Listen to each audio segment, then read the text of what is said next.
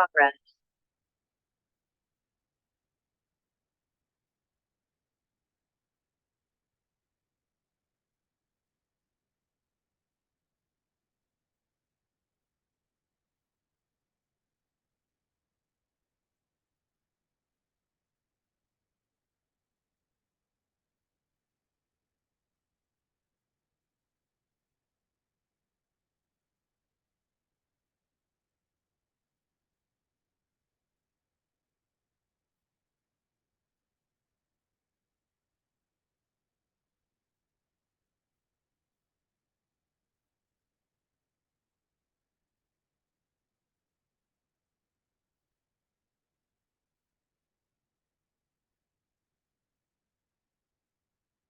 네, 사김의 묵상 시작하겠습니다. 제가 어제는 드디어 견주 장인어른댁에 있다가 창원으로 이사를 하게 되었는데요. 정신이 없이 시간을 보내다가 다시 이 묵상 시간을 가지려고 합니다. 오늘 본문은 성탄절을 맞이해서 누가복음 2장 25절에서 35절 말씀, 이스라엘의 위로를 기다리던 시므온이라는 인물을 바라보면서 성탄절의 참 의미를 묵상해 보도록 하겠습니다. 오늘 본문에 등장하는 시므온은 의롭고 경건하여 이스라엘의 위로를 기다리는 자로 성경은 소개합니다. 여기서 말하는 위로는 단순히 지치고 상한 감정을 공감해주는 정서적 위로가 아닙니다. 이 표현은 구약 이사야 40장에서 66장에 흐르는 위로 신학을 배경으로 하고 있습니다. 이사야 시대 백성들은 하나님의 인재가 떠난 것처럼 보이는 현실 속에서 포로로 끌려갔습니다.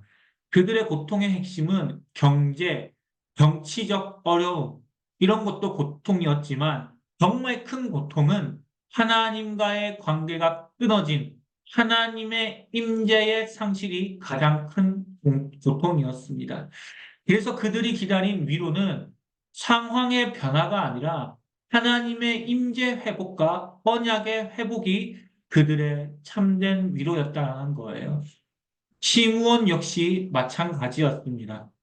그는 로마의 지배라는 역사적 현실 속에서 단순한 민족적 독립을 맞이하는 것이 아니라 하나님과의 관계가 회복되는 구원, 곧 메시아를 통한 참된 위로의 구원을 기다리고 있었던 사람이라는 거예요.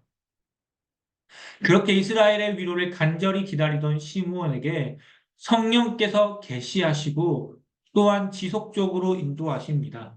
성경은 성령이 시므온 위에 계셨고 성령으로부터 약속을 받았으며 성령의 인도하심 가운데 성전에 들어갔다고 반복해서 설명하고 있어요.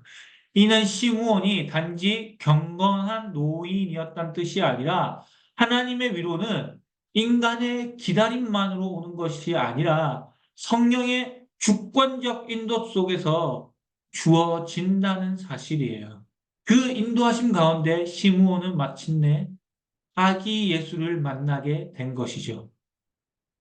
아기 예수를 품에 안은 시므온의 입술에서는 자연스럽게 찬송이 흘러나와요. 그리고 그의 마음에는 깊은 평안이 임합니다. 그 이유는 분명합니다. 그는 예수를 보며 주의 구원을 보았기 때문입니다. 여기서 중요한 것은 이 구원이라는 것이 하나의 어떤 개념이나 결과가 아니라 한 인격, 한 인간, 곧 예수 그리스도 그 자체가 구원이라는 사실입니다. 하나님의 위로를 받은 사람의 특징은 여기에 있어요. 한 인격이신 예수 그리스도의 그 구원을 만나면 한 송이 절로 나오고요. 그 예수 그리스도를 보기만 해도 마음에 평안이 찾아온다는 사실이에요.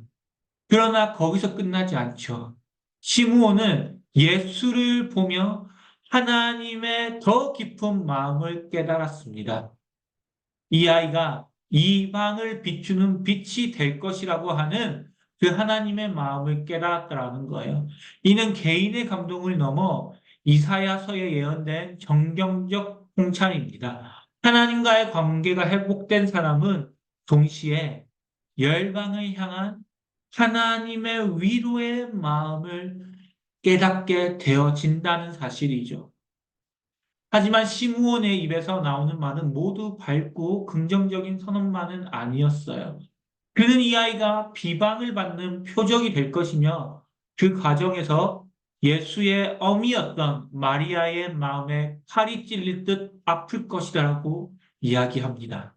이는 중요한 신학적 메시지를 담고 있죠. 이 세상에 참된 위로를 주기 위해 그리스도는 반드시 고난의 길을 걸으셨다는 사실이에요. 위로는 값싼 감정이 아니라 십자가를 통과한 구원입니다. 여러분, 십자가 사랑 안에 있는 수고와 헌신을 우리는 기억해야 합니다. 사랑 안에 있는 수고와 헌신을 기억할 때 더욱더 깊은 사랑의 관계로 발전할 수 있기 때문이죠. 사랑하는 사람의 수고와 헌신을 알수록 관계가 더 깊어지는 경험을 할 때가 있죠. 저희 부부도 연애하던 시절 아내는 수원에 저는 부산에 살았습니다. 매번 먼 길을 오가며 만났고 아내는 그 수고를 보며 미안해하면서도 더 깊이 사랑할 수 있게 되었다고 이렇게 고백하더라고요. 하나님과의 관계도 이와 비슷합니다. 그분이 우리에게 참된 위로를 주기 위해 어떤 길을 선택하셨는지, 어떤 고통을 당하셨는지를 깊이 묵상할 때에 우리는 그분을 더욱더 사랑하게 되고 그분과 더욱더 친밀해질 수 있다는 겁니다. 십자가를 알수록 위로는 더 깊어지고 십자가를 알수록 하나님과의 관계가 더욱더 견고해진다는 사실입니다. 적용점 살펴보겠습니다. 우리는 상황이 나아지기를 기다리고 있지 않습니까? 아니면 하나님과의 친밀한 관계를 갈망하고 있습니까? 삶의 문제가 즉시 해결되지 않아도 하나님과의 관계가 바로 서 있으면 마음에는 참된 평안이 임합니다. 친밀한 관계란 거창한 결단이 아니라 사소해 보이는 일들까지 하나님께 가져가며 소통하는 겁니다. 물론 쉽지 않죠. 눈에 보이지 않는 하나님과의 친밀한 대화를 한다는 것은 어려운 일이지만 참된 위로를 갈망하며 나아가는 우리의 심령을 성령께서 하나님과 친밀한 관계 속으로 인도해 주실 줄로 믿습니다. 두 번째로 성령의 인도하심이란 그리스도를 더 보게 되는 방향이라는 겁니다. 성령의 인도하심은 개인적인 감정이나 현실적인 판단에 머무르지 않습니다. 그 인도는 말씀을 통해 우리로 하여금 예수 그리스도를 더 선명하게 바라보게 합니다. 나는 지금 감정과 이성의 흐름을 따라 살고 있는지 아니면 날마다 말씀의 인도를 받아 그리스도를 더 분명히 보고 있는지 스스로 우리가 점검해 볼 수 있어야 합니다. 세 번째로 성탄 주간 십자가를 통해 주어진 위로를 붙드는 신앙으로 나아가기를 소망합니다. 성탄은 기쁜 소식 맞습니다. 기쁜 날이 맞습니다. 하지만 이 성탄의 의미를 진심으로 더욱더 기쁘게 맞이하기 위해서는 그리스도께서 이 성탄을 주시기 위해서 어떤 헌신을 했고 어떤 수고를 했는지 우리가 묵상하고 나아갈 때 참된 의미의 위로의 성탄을 우리가 깨닫게 되어진다는 사실이죠. 우리 함께 기도하기를 원합니다. 먼저 첫 번째로 삶의 형평 속에서도 하나님과의 친밀한 관계를 더 갈망하는 마음을 주옵소서. 문제가 남아 있어도 주님과의 관계 안에서 참된 평안을 누리게 하옵소서. 성령님이여, 우리의 마음이 참된 위로와 평안을 갈망하는 심령, 그리스도께 나아가는 심령 되게 하여 주시옵소서. 두 번째로 말씀을 통해 예수 그리스도를 더 분명하게 보게 하는 성령의 인도를 따르게 하옵소서. 날마다 말씀 안에서 서는 삶으로 우리를 이끌어 주시옵소서. 세 번째로 십자가를 통해 주어진 참된 위로를 붙드는 신앙으로 살게 하옵소서.